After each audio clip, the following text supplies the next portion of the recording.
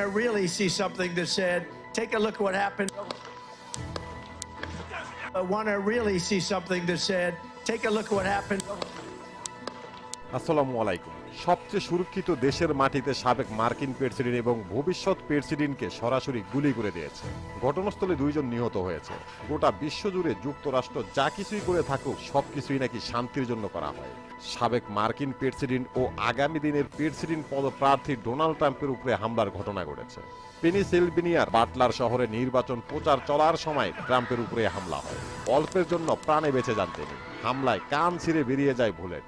এরপর ট্রাম্প মঞ্চে লুটিয়ে পড়েন। পরে স্টেজ সার্ভিসের এজেন্টরা সাবেক এই মার্কিন প্রেসিডেন্টকে স্টেজ থেকে নামিয়ে নিয়ে যান। এদিকে সিএনএনের লাইভ প্রতিবেদনে বলা হয়েছে, এই ঘটনার পর ট্রাম্পের সঙ্গে কথা বলেছে মার্কিন প্রেসিডেন্ট জো বাইডেন।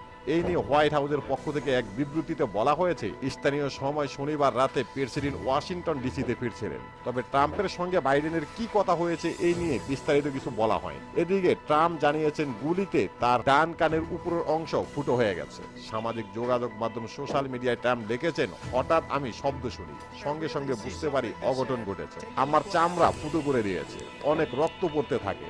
আমি তখন বুঝতে পেরেছি কি ঘটছে। I really see something that said, take a look at what happened.